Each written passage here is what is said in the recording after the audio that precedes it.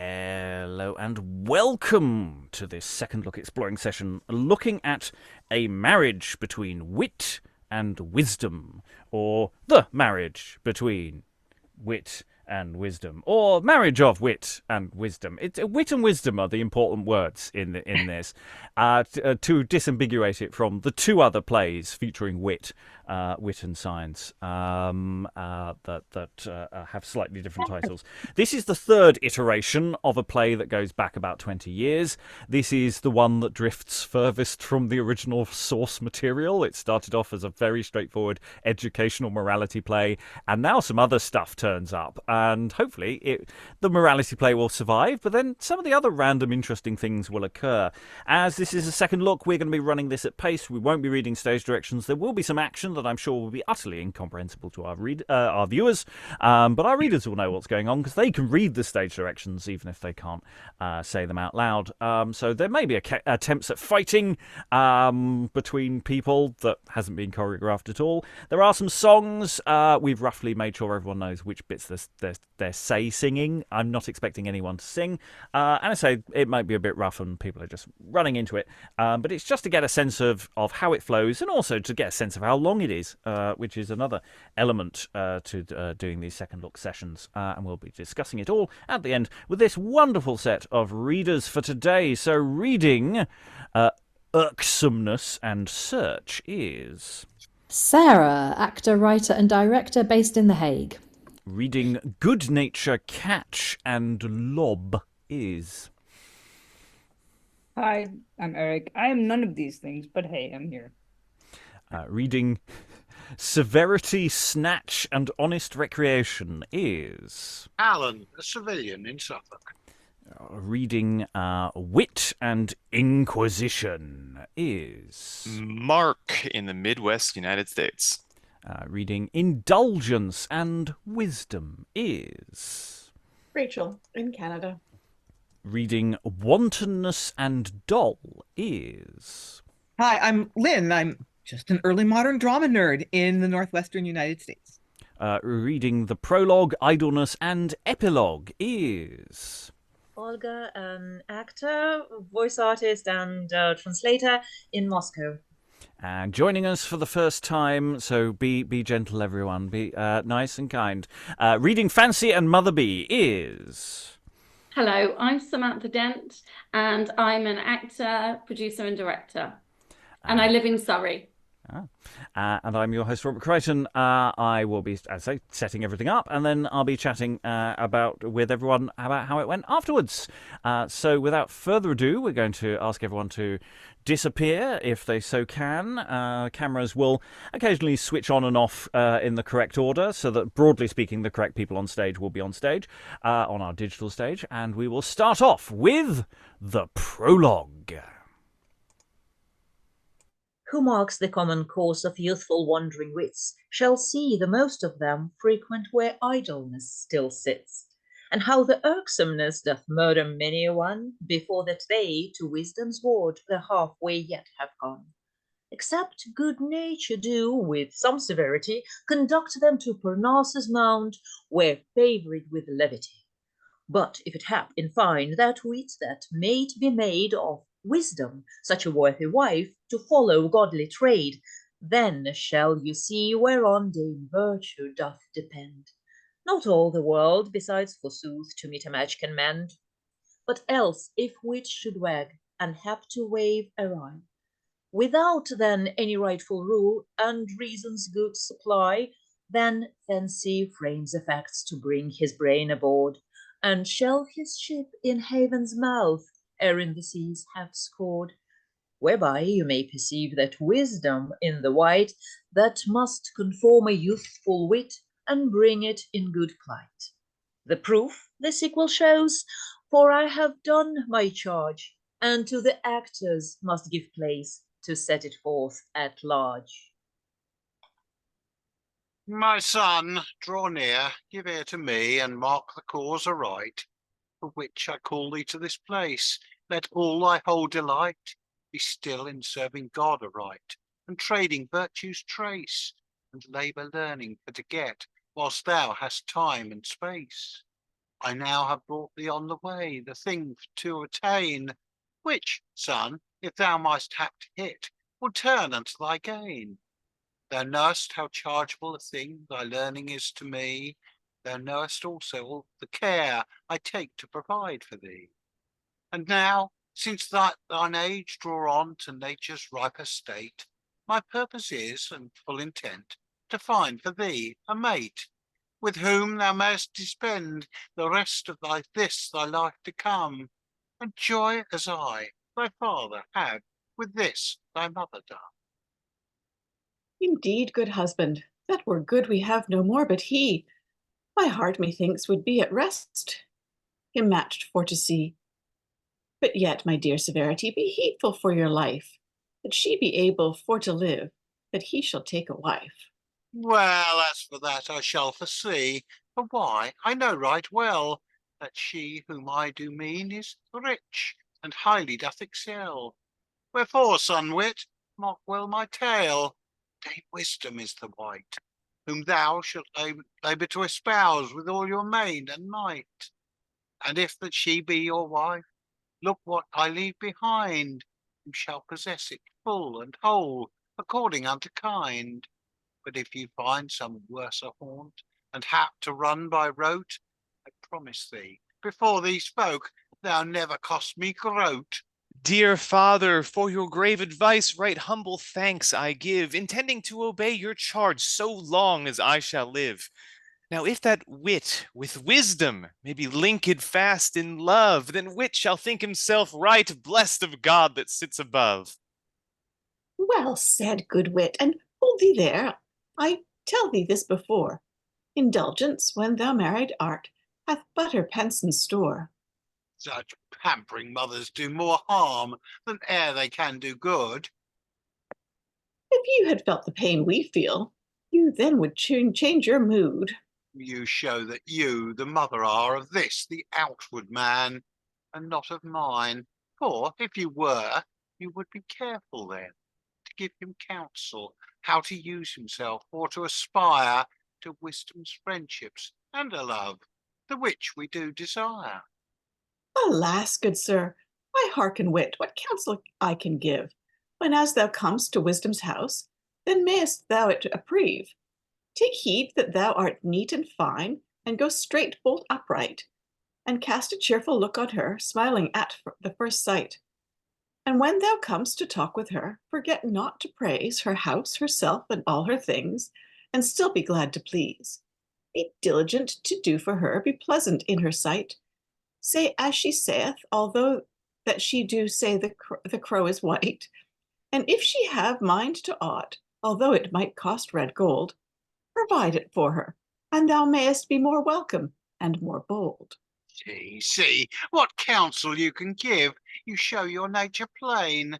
This counsel liketh wit right well, and maketh him all too fain. But, sirrah, if thou list to thrive, mark well what I shall say, that wisdom may become your wife. This is the ready way. Apply your book, and still beware of idleness, I say, for he an enemy hath been to virtue many a day. Beware of irksomeness, I say, which is a monster fell, and near to Lady Wisdom's house doth always used to dwell. For he will have a fling at you, and so will idleness. Therefore, beware of these two folks, and God will sure you bless. As duty doth require in me, I thank you humbly for these your fatherly precepts, and purpose earnestly for to observe that you command, and these my foes to watch, lest they perhaps, ere I beware, me in their snares should catch. Well, yet before thee goest, hold, hear my blessing in a clout. Well fare the mother at a need, stand to thy tackling stout. Mother, I thank you heartily, and you, father, likewise. Both your blessings here I crave in this my enterprise. God bless thee God with our bless thee with our son, son, send and thee send good success. success. I thank you both, and pray to God to send to you no less. God grant this my purpose may come unto good effect. Well, now I must about this gear. Must it not forget?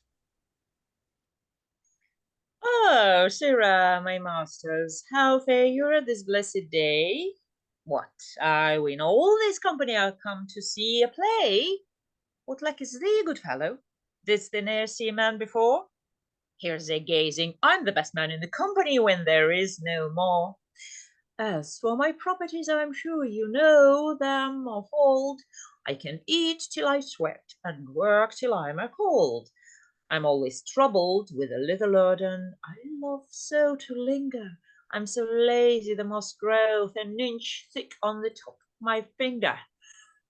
But if you list to know my name, I wish I am too well known to some men. My name is Idleness, the flower of the frying pan.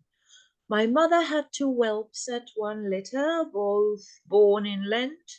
So we were both put into a mussel boat and came sailing in a sore air over sea into Ghent.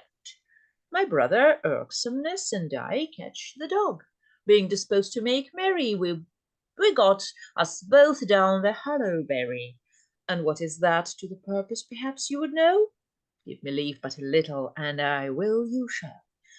My name is Idleness, as I told you before, and my mother, Ignorance, sent me hither. I pray thee, sirrah, what more? Marry, my masters, she sent me to the counterfeit crank for the play, and to lead Wit, Severity's son, out of the way. He should mock a marriage with wisdom, in all hasty as they talk. But stay there a while. Soft fire makes sweet malt. I must be firm to bring him out of his brown study on this fashion. I will turn my name from idleness to honest recreation, and then I will bring him to be Mistress Wantonness man. And a faith, then he is in for a beard, get out how he can. But soft yet, my masters. Who is within? Open the door and pull out the pin. What doll? Open the door. Who is in the street? Master Idleness, lay a straw under your feet, I pray you. And me ask you what wind brought you hither? A little wind, I warrant you, I am as light as any feather. But hark thee. What, is it not so? Will he come indeed? Nay, if I say the word, thou mayst believe as thy creed. But when he comes, you must be courteous, I tell you, and you shall find him as gentle as a falcon, every fool's fellow. What methinks you are with child? Nay, my belly doth swell with eating of eggs. Nay, by St. Anne, I'm afraid it is a tenpenny with two legs. Away, get thee in. My father, he hath charged me the thing to take in hand, which seems to me to be so hard it cannot well be scanned. For I have toiled in my book, where wisdom much is praised, but she is so hard to find that I am nothing eased. I would I had been set to blow, or to some other trade, and then I might at some leisure find, and better shift have made. Now I swink and sweat in vain, my labor hath no end. And moping in my study still, my youthful years I spend. Would God that I might have to hit upon some good resort, some pleasant pastime for to find, and use some better sport. Marry, no better. I'm even as fit for that purpose as a rope for a thief. And you will be lusty, cry, hey, amongst knaves I'm the chief. What, good fellow, art thou? What is thy name? In faith, I am Ipse, he, even the very same. A man of great estimation in my own country. I was never stained but once, falling out of my mother's plum tree. Thou art a merry fellow and wise, and if thou keep thyself warm. Faith, I have a mother wit, but I think no harm. I pray thee, what is thy name? To me it declare. Nay, I'm no niggard of my name, for that I will not spare. Ah, by the mass, I could have told you even now what a short-brained villain am I. I'm as wise as my mother, so. I pray you, sir, what is my name? Cannot you tell? Is there any here that knows where my good father doth dwell? Gentlemen, if you will tarry a while, I go look. I'm sure my name is in the church book. I pray thee come off and tell me thy name with readiness. Faith, if you will needs know, my name is Idleness. Marry, fie on thee, knave, I mean not thy company. What? Because I spoke in jest, will you take it so angrily? For my name is Honest Recreation. I let you well to wit, there is not in all the world a companion for you more fit. And if thy name be Honest Recreation, thou art as welcome as any in this land. Yea, merry is it. Why then give me thy hand. Faith, I thank you. You are come of a gentle birth, and therefore I will bring you acquainted with a gentlewoman called Modest Mirth. Yea, marry with all my heart, and God have mercy. Why then, come away, come, let us go. Oh, God be here. What, Master Honest Recreation, I pray you draw near. Nay, I pray you come hither, come, I pray you. Yeah, I come. Nay, but in any wise hide your belly. It is a child of your getting. Aye, it hath fathers at large, but here comes in wit that is like to bear all their charge. Gentlemen, here is the gentlewoman. Kiss her, I say. I'm a whore son else. If I had known you would not have kissed her, I would have kissed her myself. Gentlewoman, this shall be to desire you of more acquaintance. Sir, aught I may pleasure you, I will give attendance. To have many suitors, my lot doth befall, but yet methink I like you best of all. Yeah, she might have had many men of nay range of stealth. What sayest thou? Marry, you might have had many men of bravery and wealth, but yet methinks there cannot be a match more fit than between Mistress Modest Mirth and you, Master Wit. That is well said. Yea, and that will be a ready carriage to the rope. What sayest thou? That will be a speedy marriage, I hope. By my troth, I am so weary. I must needs sit down. My legs will not hold me. Then will I sit down by you, if I may be so bold. Here is love, so reverence, this gear is even fit. Oh, here is a head hath a counting house full of wit. I am sure you are cunning in music, and therefore, if you please, sing us a song. That will I, if it were for your ease. Lie still, and here nest thee. Good wit, lie and rest thee, and in my lap take thou sleep, since idleness brought thee. And now I have caught thee, I charge thee let care creep away. So now that he sleeps full soundly, now purpose I roundly trick this pretty dotty, and make him a naughty, Since he was unable, he now bears a babel, since idleness led him away. And now of a scholar I will make him a collier, since wantonness beareth the sway. Well, now I have him changed, I needs must be arranging. I now must go pack me, for my gossips will lack me. La la la la la.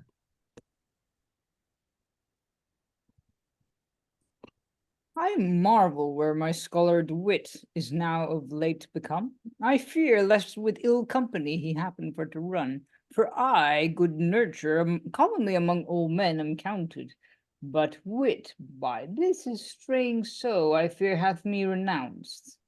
Severity his father sure is grave and wise withal, but yet his mother's pampering will bring his son to thrall.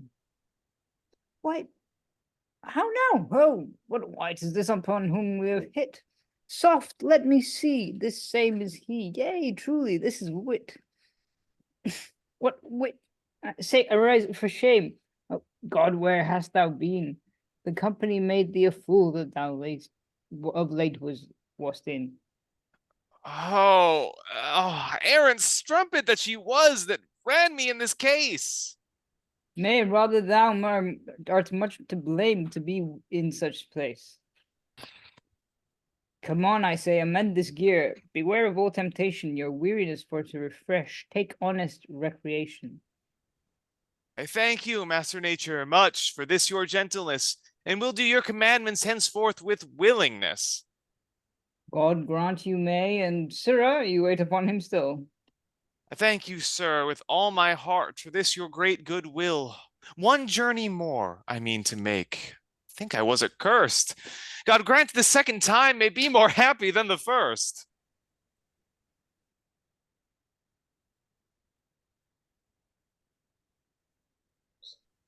Come on.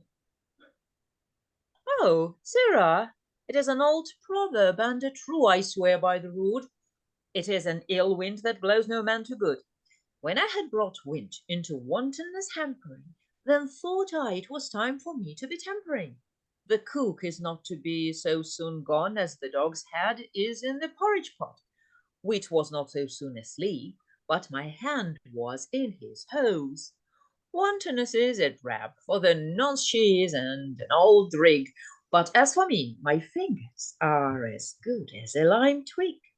Now am I a new arrayed like a physician. Now do I not pass, I'm as ready to cock with Mr. Wit as ever I was. I am as very a turncoat as the weathercock of poles, for now I will carry my name, due disport, fit for all souls. Yeah, so finely I can turn the cat in the pan. Now shall you hear how finely Mr. Doctor can play the outlandish man. Oh, by God, me be the doctor, me am the fine knave, I tell you, and have the good medicine for the maiden's belly. Me have the excellent medicine for the blains and blister. Oh, me am the knave to give the fair maid the glister. How will you this, my masters? The bee have no so many herbs whereout to suck honey, as I can find shifts whereby to get money. But soft, awhile, my masters, who have we here? These be crafty knaves, and therefore lie thou there. I have been told, and proverbs old, That soldiers suffer both hunger and cold. that soldiers suffer both hunger and cold. And this sing we, and this sing we. We live by spoil we moil and toil. The snatch and catch doth keep a coil. And thus live we, and thus live we. By snatching and catching, thus live we. We come from sea, from many a fray. To piling and poling every day. To piling and poling every day. And thus skip we, and thus skip we. And over the catches, thus skip we. Hey, lively by the guts of a crab louse snatch, this is an excellent sport. Now we are come from Flushing to the English port. There shall not a fat pouch come nodding by the way, but Snatch and Catch will desire him to stay. By the hogshead catch, now we will lick the spigots. But by the mass, my hose be full of Spanish crickets. Sirrah, dost thou not know Idleness, that counterfeit knave? Yea, by St. Jane, I know him well for a knave. He hath his purse full of money if we could him get. Where had he it? I tell thee, Snatch, he stole it from Wit. Who told thee so? Declare it with readiness. By the brains of a black pudding, 'tis such a knave that thou hast not heard. It was told me of Wantonness. Oh, that drab, she can cackle like a shadow. I pray behold, my masters, a man may shape none by their shadow. No, wonderful, I would he were burst. Nay, I pray thee, let me speak first. Master Idleness, I am glad to see you merry heartily. In faith, I thank you, but I had rather have your room as your company. Master Idleness, how have you done in a long time? Come, and hand off you to pick a purse of mine. Nay, sir, I hope you trust us better. I must needs borrow your ring to seal a letter. I may leave, in spite of my teeth, God in mercy, horse. This is that must needs be, quoth the good man, when he made his wife pin the basket. Patience, perforce. Well, my masters, if you will go with me, I will carry you to an old wife that makes puddings of her ass. Hold your nose there. And if you will, you may have legs of mutton stuffed with hair. This is a crafty fox, but by a herring toke, I have a good nose to be a poor man's sow. I can smell an apple 7 mile in a hay mow. Ubi animus, Ibi oculus. Where he loves, there he looks. Hey, lively, these will help me out, help to bring me out of John Tapster's books. Go there, thou shalt not lose all. Thy purse shall not come home weeping for loss. And as for thee, thou shalt be commissed to Doors Cross. Evil gotten worse spent. By theft this money came. I got it with the devil, and now 'tis gone with his name. But, Sirrah, if we let him escape, perhaps we may have a check. If we should chance to look through an hemp window and our ours break our neck. Why, we will pull him up by a rope to the top of the house. Let him fall. Nay, then I know a better way. We will run his arse against the wall. Nay, by the mass, I have devised much more meat. Where I lay last night, I stole away a sheet. We will take this and tie it to his head. So we will blind him. And, Sirrah, I charge you, when you hear anybody coming, if they ask you any question, say you go a-mumming. A mumming, quoth you? Why, there can be nothing worse than for a man to go a mumming when he hath no money in his purse. Well, yet we charge you to do on this fashion. Farewell, Master Idleness, and remember your lesson. Oh, Sirrah, in faith, this gear cottons. I go still a mumming, even poor I all alone, without all the pipe or drumming. Good day, good neighbour, good day. 'Tis a fair grey morning, God be blessed. Aye, by guess 'twould be trim weather if it were not for this mist. What, those fellows be all day at breakfast. I ween they make feasts. What, Jack, I say, I must hang you before you will serve the beasts. How now, God's daggers, death, who have we here? Oh, for the passion of God, lose me, false knaves, have robbed me of all the money I got this year.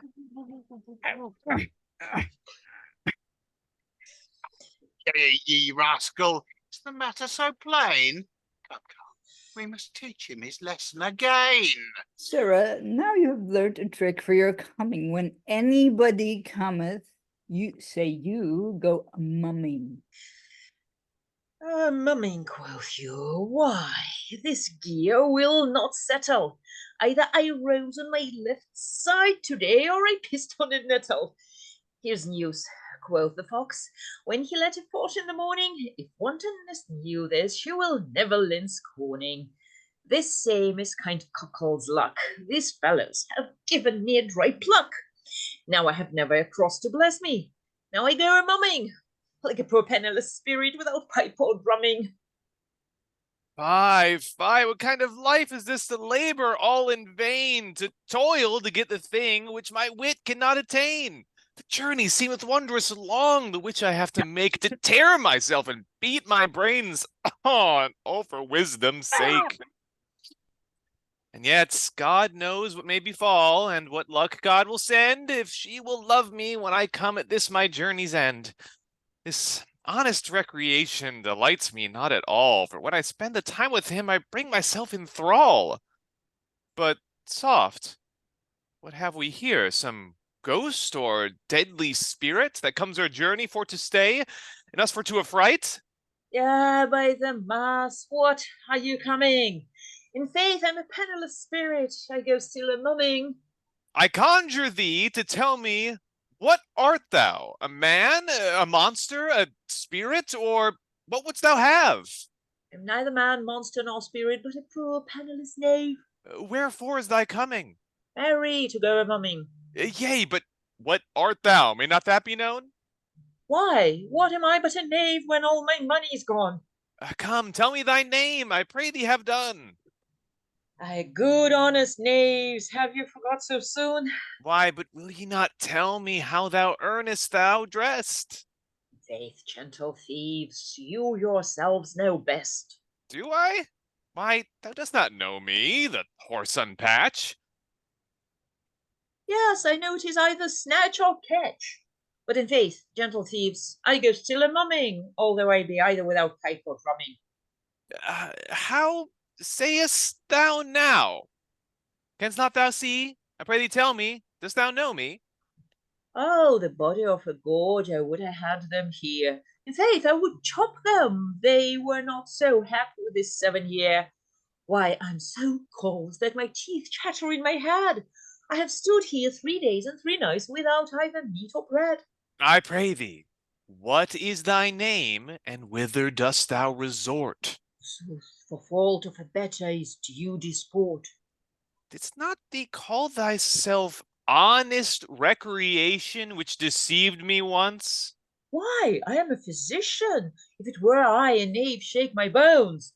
I'm a great traveller. I light on the dunghills like a puttock. Nay, take me with a lie and cut out the brain of my buttock. If thy name be due disport, I would be acquainted with thee, for in sport I delight. Not under a couple of capons, and they must be white. But if you will be acquainted with me, as you say, then must you send this companion away, for you and I must walk alone. Why then, Sirrah, away, get you gone. So now, come on with me to a friend's house of mine, that there we may to some sport. Come on then.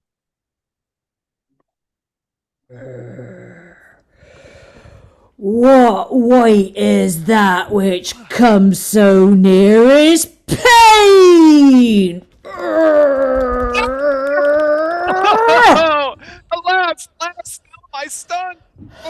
Nay, nay, no force.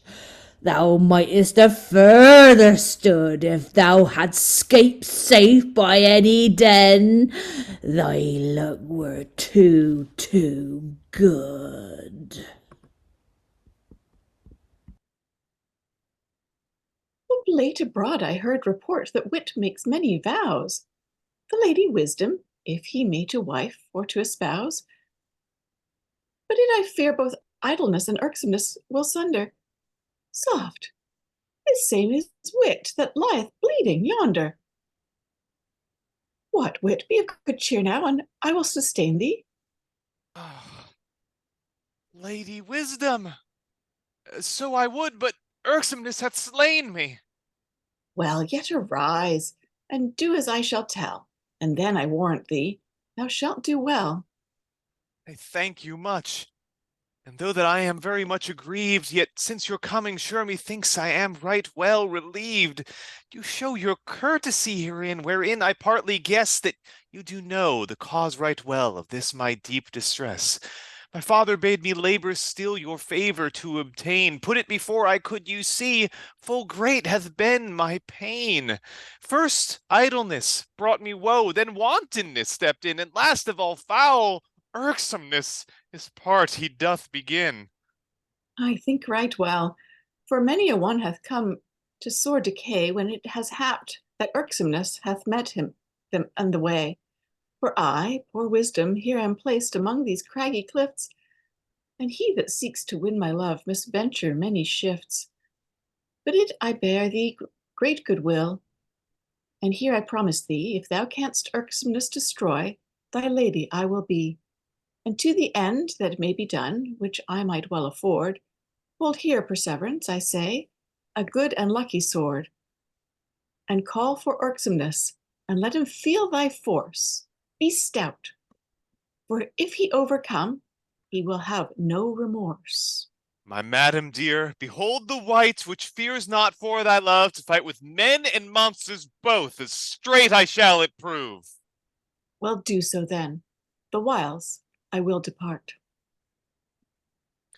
Thank you, Lady Wisdom, much. Farewell with all my heart. Well, once more have at irksomeness. Come forth, thou monster fell! I hope yet now the second time thy pride and force to quell. What? Who is that calls me forth? What? Art thou yet alive? If that I catch thee once again, thou shalt no more revive. Leave off thy brags, and do thy worst. The words may not prevail at first. Ow! Ow! Ow! Ow! Ah! Oh! Oh! Ha! The Lord be thanked for his grace! This monster is subdued, and I, which erst was worn with woe, am now with joy renewed. Now before that I unto Dame Wisdom's house repair, I will unto my father go, these news for to declare. Have you any rats or mice, polecats or weasels? Or is there any old toe sick of the measles? I can destroy fulmars and catch moles. I have rat-spaned maidens to spoil all the vermin that run in your house.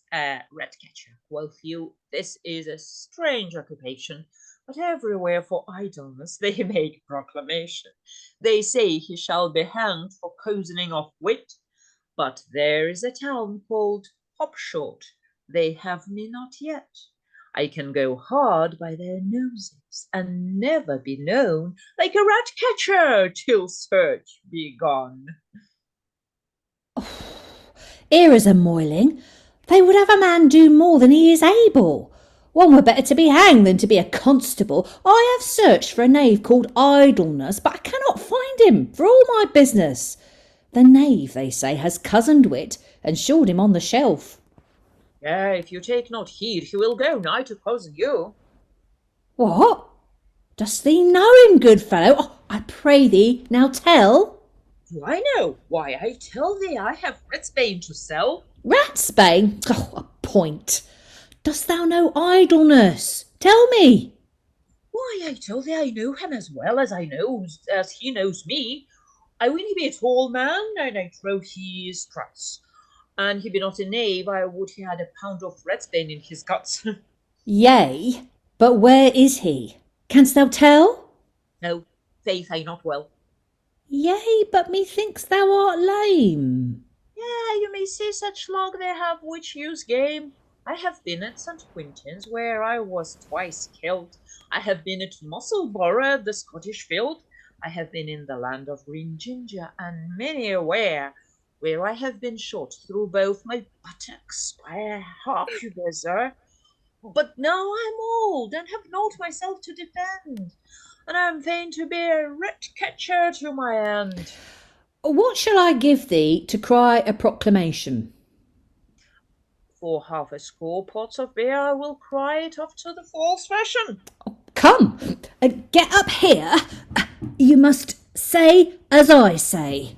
Oh, when you say I am a knave, that must I needs say nay.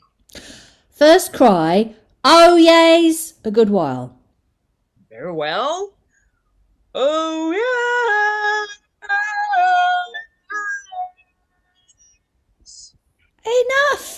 Enough, what? Hast thou never done? What? Didst not thee bid me cry long? I have not scarce begun. Oh, go to. Cry shorter with a vengeance. Oh yes, oh yes, oh yes, oh yes, very often. What? I think thou art mad. Why would you not have me do as you bade? Why, canst thou keep no mean? Oh yes. Well, that is very well said. That is very well said. What? I ween thou be'st drunk today. Why did you not bid me say as you did say? Oh, come, say, 1. The King's Most Royal Majesty. John King gave a royal to lie with majority. Why, what said I? Why so? I say the King's Most Royal Majesty. The King's Most Royal Majesty. Doth charge you, all his true people. What? It is not so. What? Why, you say there was a barge flew over Sybil. I say, doth charge all his true people. Oh, doth charge all his true people. That is another matter. That they watch elsewhere and see in the town. That every patch that a man wears on his knee shall cost a crown. Why, what means that? I speak no such word. That they watch elsewhere and see in each town. That they watch elsewhere and see in each town. If the idleness by any means they can find. No, Mary, you say not true. What is that? It is not for idleness that men sow beans in the wind. If the idleness by any means they can find. If that idleness by any means they can find. Oh, come down with a pestilence. A marine ride thee. Here is good thanks, my masters. Come give me my fee. Come give me sixpence, and I will give thee eightpence. Like as the rolling stone we see, doth never gather moss, and gold, which other metals mixed, must needs be full of dross. So likewise I, which commonly Dame Fancy have to name, amongst the wise I am hated much, and suffer mickle blame, because that, wavering here and there, I never steadfast stand, whereby the depth of learning law I cannot understand, but wit, perhaps, will embrace, as I will use the matter, for why I mean to counterfeit, and smoothly for to flatter, and say I am a messenger from Lady Wisdom, sent to see if that will be mean to bring him to my bent. But what, where he doth come? Like as the silly mariner amidst the waving sea doth climb the top of mighty mast full oft both night and day, but yet at last, when happily he come from ship to shore, he seeks to seal again, as fresh as erst he did before. So likewise I, which have escaped the brunts which I have done, am even as fresh to venture now as when I first begun. A new adventure this I seek, not having run my race. But who is this whom I behold for to appear in place? Oh, save you, gentle master wit, and sends you success. Fair dame, I thank you heartily in wishing you, no less. May one be bold to ask your name without offense? Yea, sir, with goodwill, that you may, and eke my whole pretence, my name is Fancy, and the cause of this my coming now from this Lady Wisdom to show you this message unto you. Then you are welcome unto me for Lady Wisdom's sake. Here is the letter which she bade me to unto you to take. My lady's will herein is that you should go with me unto a place with her to meet, as here she doth decree. And even so, good sir, even when I will you do the same allow unto the place with her to meet as she doth decree.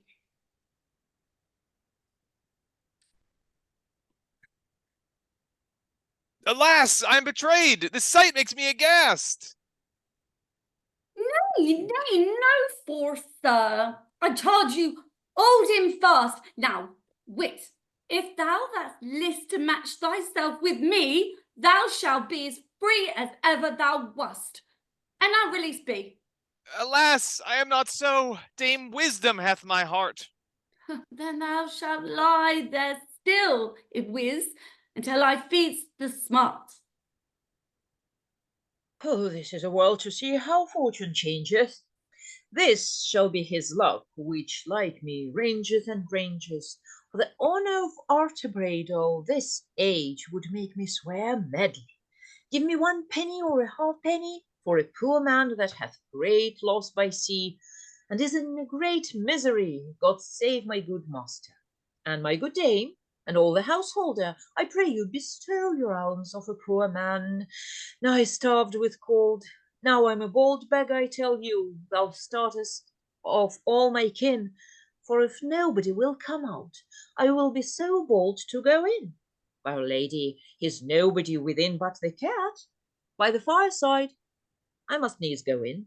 Whatsoever come of it, I cannot abide. Oh, sirrah, my masters, how sayst thou, Hodge? What, art thou hungry? Wilt thou eat my pudge? Now provide for a dear year, this will be good in Lent.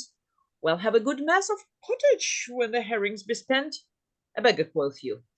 This gear begins to fudge. If ever I be a gentleman, the pottage pot shall be my badge. Now, I'm in the taking. I dare not show my head, and by all cozening of wheat, I'm fain to beg my bread. Well, my masters, fare you well. I may perhaps have a check, if the good wife come forth and take the pottage pot about my neck.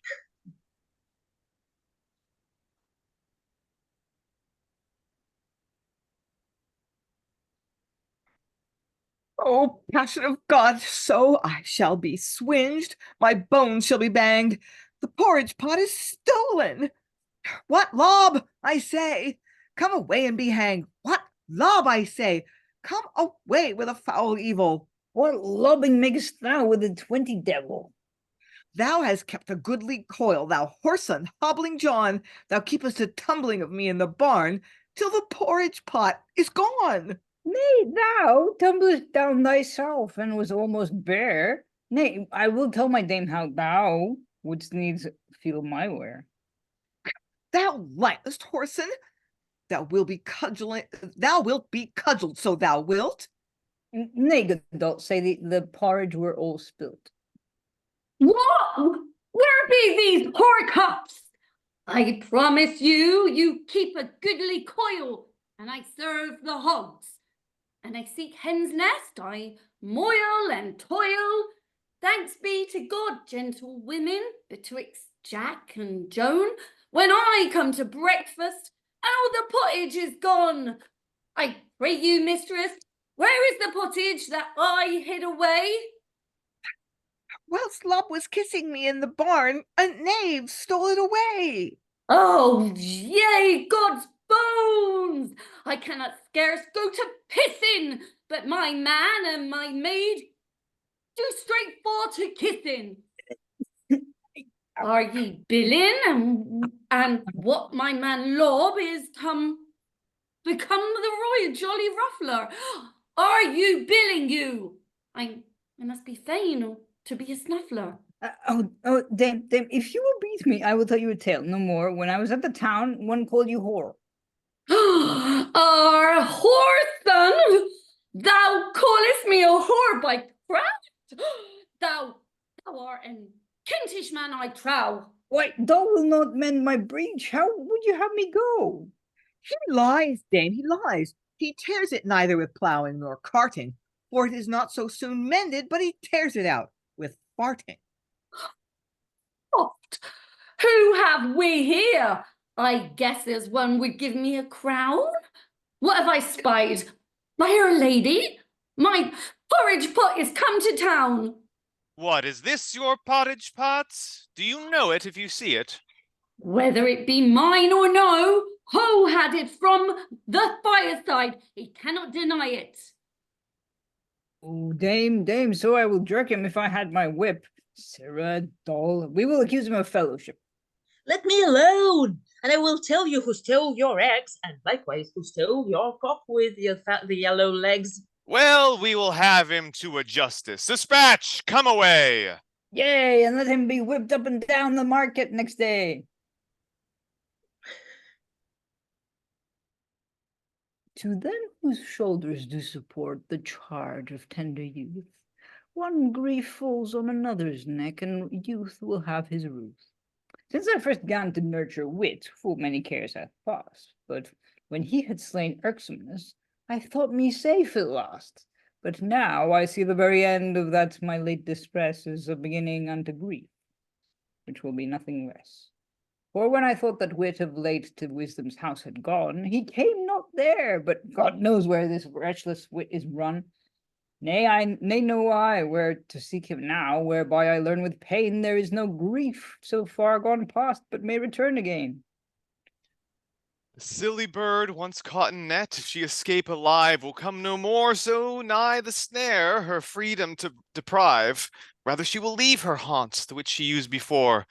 But I, alas, when steed is stolen, do shut the stable door. For being often caught before, yet could I not refrain. More foolish than the witless bird, I came to hand again. Alas, the chains oppress me sore, wherewith I now am lad. Yet the pain doth pinch me more, wherein my heart is clad. Oh, almighty Jove! Now grant that some good man may pass this place, by whose good help I might be brought out of this woeful case. What noise is this? What piteous plaints are sounding in my ear? My heart doth give me it is the wit which I now do hear. I will draw near and see what wight art thou which dost lament and thus dost pine in pain. Oh, my name is Wit. My grief is great. How should I then refrain? What wit, how earnest thou here? What chance is this? Dame Fancy brought me this case. I know I did amiss. What fancy, where is she? Oh, that I once might catch her. Would God you could, or else someone that able were to match her. But she no sooner heard your voice, there standing at the door, than she with all her folks hath fled, and will be seen no more. I, poor soul, lie here in chains. Once more, I have released thee of thy pains. Oh, your most unworthy scholar gives to you immortal thanks. I pray you now take better heed you play no more such pranks. Pluck up your spirits, your marriage day is come even at hand. Tomorrow wisdom shall you wed, I let you understand. Right so, as you think good, I shall contented be. Then let us go for to prepare. Come on, I say, with me. Oh, sirrah, my masters, there is much ado when fortune is lowering. Oh, the passion of God! I have escaped her scoring. Here hath been heave and shove, this gear is not fit. In faith, I have lied the lurch for cozening of wit. Now shall he be married in all the haste, when wit and wisdom is joined together, then I am rejected. Well, I can shift elsewhere, so long as I'm not detected. Detected I cannot well be. I am of that condition that I can turn into all colours, like the chameleon. Although some do refuse me, and some leaden-heeled lubber will not refrain me, and when man hath done with me, women will retain me. Idleness, they say, is the mother of vice. Through idleness fell the Trojans, and the Greeks won the prize. Idleness breedeth evil thoughts, whereof come ill deeds. Idleness is a cockadil, and great mischief breeds. I give myself a good report, my masters, and you may think the best. He that loveth me shall have small joy of his rest. King Amasis made a law and bound his subjects to it fast, to give an account whereupon they lived the year last past. And if any lived idly, without any regard, the punishment was grievous they did him award. For now I can escape from all such peril, and play the purveyor here on earth for the devil. Well, my masters, I must be gone, this marriage to see. They that list not to work, let them follow me. Well, now, son Wit, the proof is plain. The clouds were ne'er so black. The brightness of the sun at last might put them back. The wind did ever blow so much, wherein the bark was tore, but that the weather was so calm to bring the ship to shore. Danger now past. Address thyself with speed to meet with wisdom, thy dear wife, as we before decreed. It shall be done as duty binds, and as I bound and stand. But see, good father, now behold, Dame Wisdom is at hand. My joy hath overgrown my grief, my cure is past, for fortune hath been my relief. Now at last, tantara, tara, tantara. My husband is at hand, his comely grace appears in place, as I do understand. My lady, thrice welcome to me, mine only joy. The gentleness God give it thee without annoy. Tantara, tara, tantara. Welcome, my worthy wife, thou art my part. Thine is my heart, my blessed limb of life. As duty doth bind according to kind, I thank ye much. Thy wife will forth will spend her life. She will not grudge, tantara, tara, tantara. The sum of all my bliss, the welcomest wight, my chief delight, that shall be, and that is. Let me thy comely core embrace, dear Wisdom, now. Good Wit, I always love the place to be with you, tantara, tara, tantara. Thou hast my heart in hold. Need do I feign, but tell thee plain, I am thy own, behold. Well, now I am right glad to see you both well met. And so am I with all my heart, that they so sure are set. We We thank thank you both right humbly, thee. and wish to marry speedily. For why, although the turtle long were parted from her mate, Now God be thanked, they are met in good and happy state. The Lord be thanked for his grace which gave thee unto me. Then welcome, nothing in heaven or earth more welcomer can be. and you to me, dear wit. Come, now the time requires that we depart away to celebrate the nuptials with joy this wedding day. Go you before, my father dear, and you, good master, straight, and then both I and wisdom too upon you will wait. Thus have you seen, good audience, and heard the course of youth, and whoso lists to try the same shall find it for a truth. And if this simple show hath happened for to halt, your pardon and your patience we crave in our default. For though the style be rough and phrases found unfit, yet may you say upon the head the very nail is hit. Wherefore the moral mark, for finis let it pass, and wit may well and worthy then use it for a gloss, thereby for to eschew his foes, that always do await him, and never hang upon the hook wherewith they seek to bait him. Thus, if you follow fast, you will be quit from thrall, and eke enjoy an heavenly bliss, for which God grant us all. And they all live happily ever after the end. So, thus, we come to the end of our marriage of various people cycle, wit in all the combinations.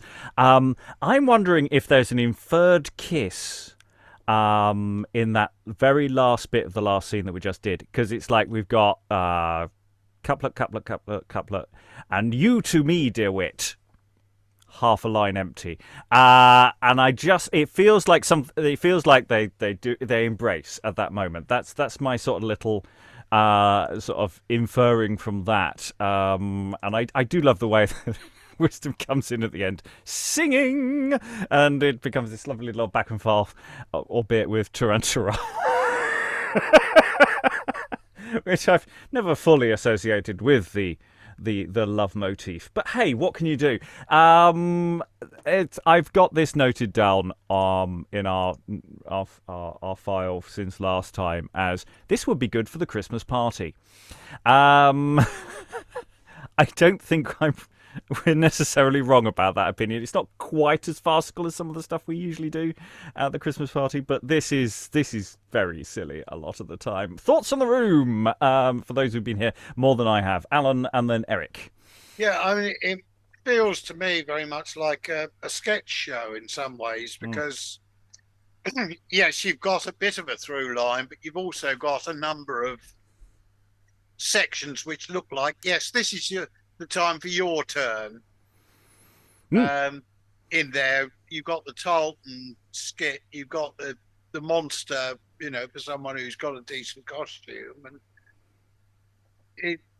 it has less of a through line than the other marriage plays. Yes, for once, I actually agree with you on this, that this is a sketch show. Yeah, you've got the framing of the play itself, and then it does some other stuff because it's fun.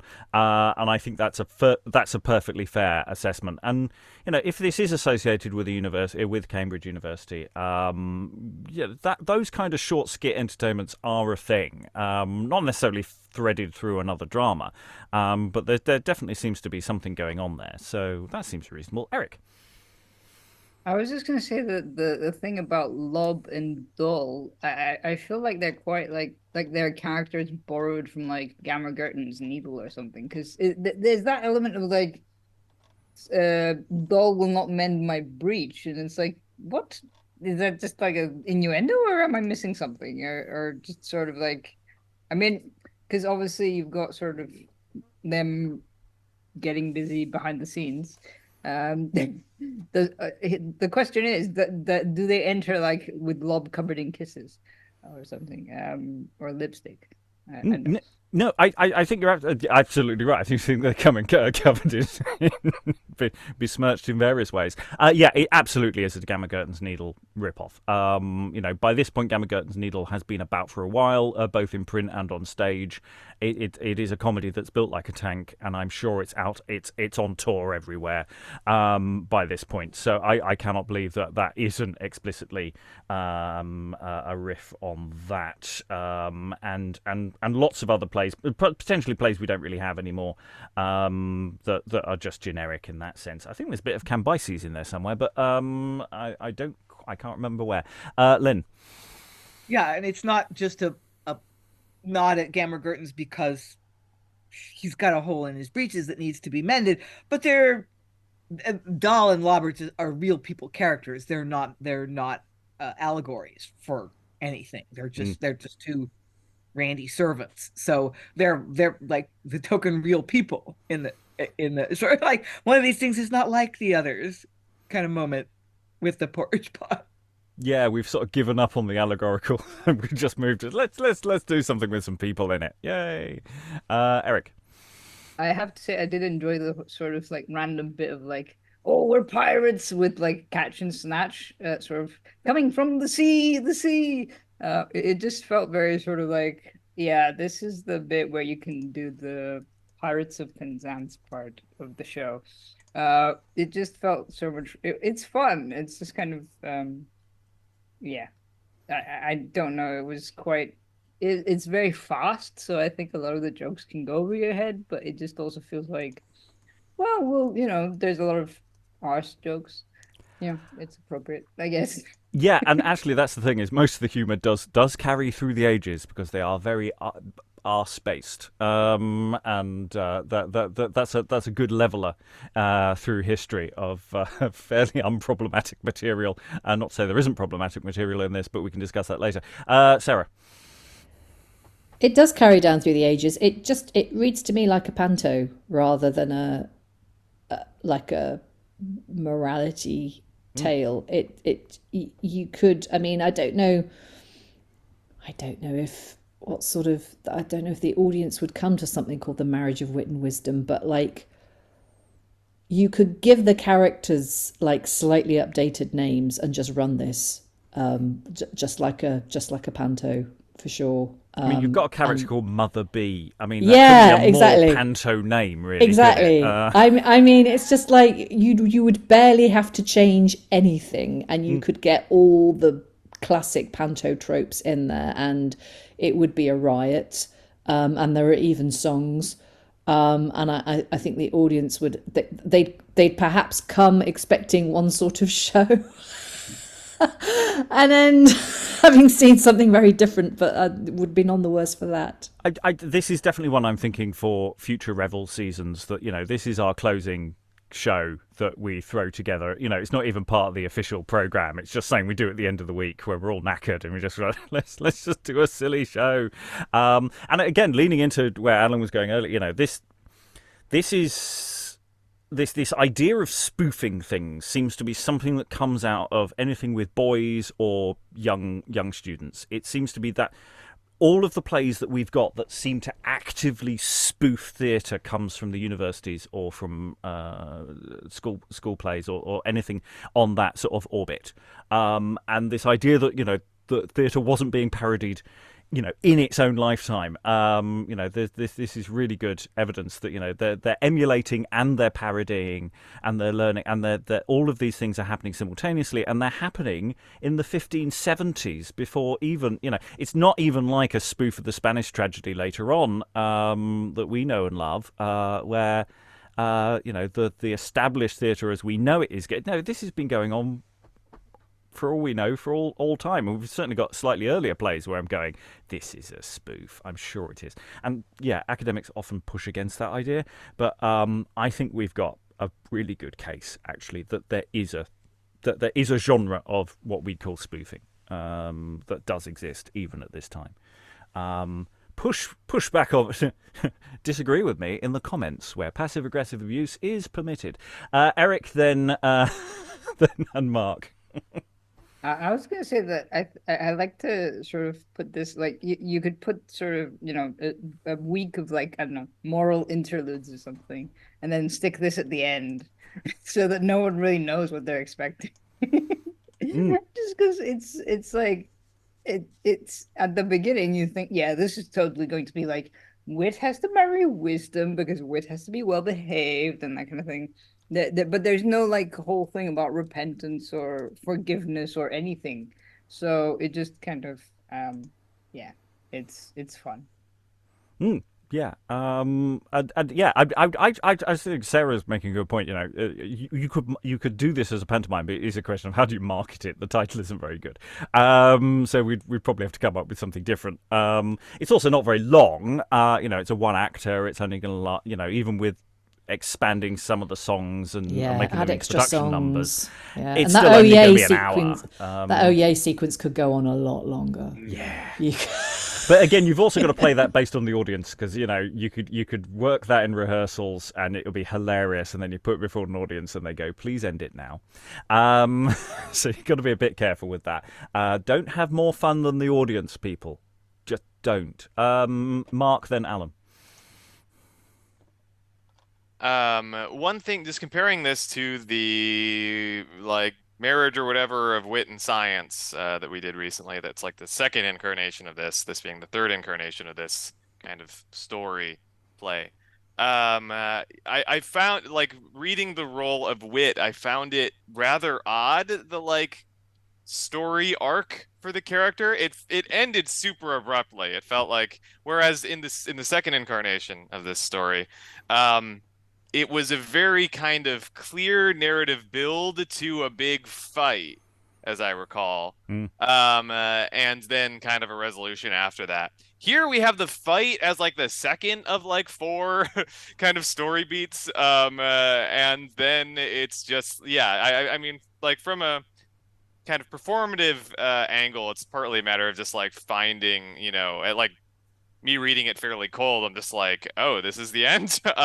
Maybe making a bigger deal of the whole like imprison thing. But yeah, to a certain extent, that can be fine. To the extent, if there's the through line is kind of less important, but it does feel like the through line gets a little messier in this one in terms of its structure.